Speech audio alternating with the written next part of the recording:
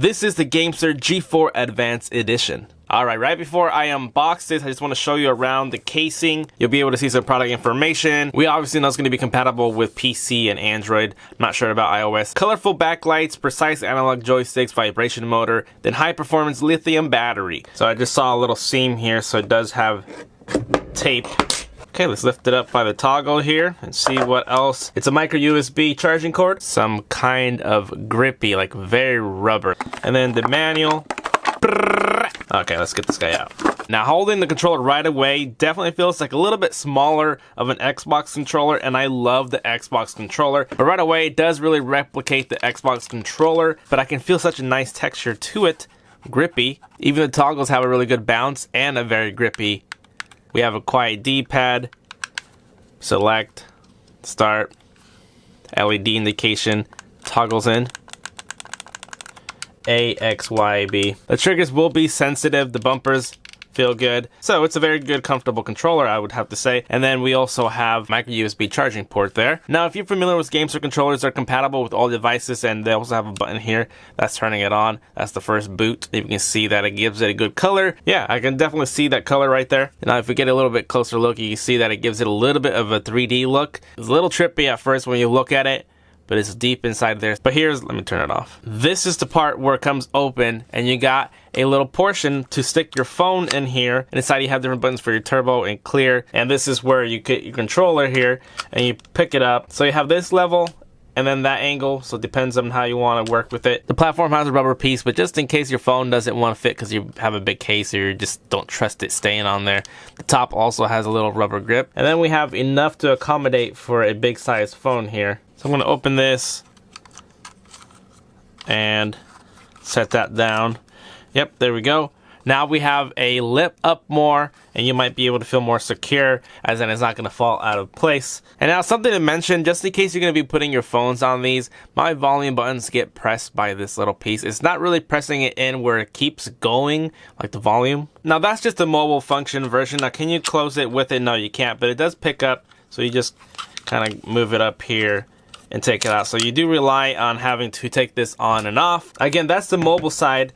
But if you want to plug this into like your PC, you have a little dongle here that you pull out, and this little USB adapter will plug into your computer, your laptop. So the point of this is a plug and play. So all you do is plug into your computer, and your GameSir controller doesn't need configuring. It just works out of the box, and that's how easy it is. You don't need to connect it to Bluetooth. I want to compare it to my other gaming controllers. This is the GameSir G4 Xbox style. This is the Xbox One Elite controller. This is another GameSir, I think it was called the G2, G3. Everything that this GameSir does, this pretty much does, except it has a little foldable lip inside. I think it would have been nice if they incorporated that on the Xbox version. Not sure why they didn't. And of course, you have the little dongle as well to plug and play. And this is the NVIDIA Shield controller. It does own a little bit of different design, kind of has that PS4 and Xbox feel to it. And this is the GameSir F1. This is a controller for mobile devices. It expands. My Pixel phone is pretty big and it fits with the case on it.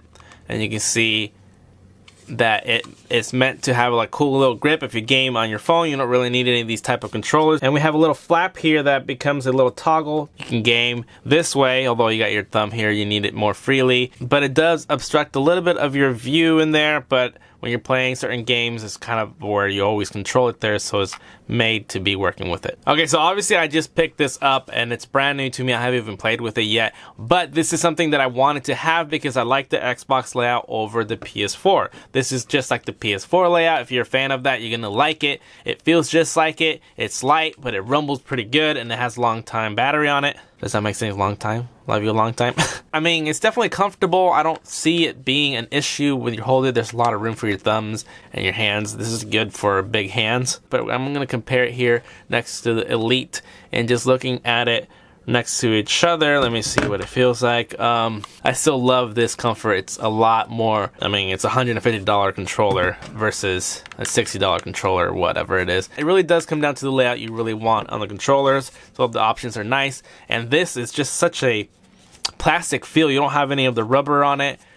It's a good controller to play temporarily. I don't think you want to game on this all the time, but that's just me. And this is, it's too close for my thumbs. Yeah, you can move them over and not have to go all the way. But when you're playing and you're like not accurate with your thumb placements, I mean, it's kind of too close, and I don't like this one. I don't accidentally hit, so I like this PS4.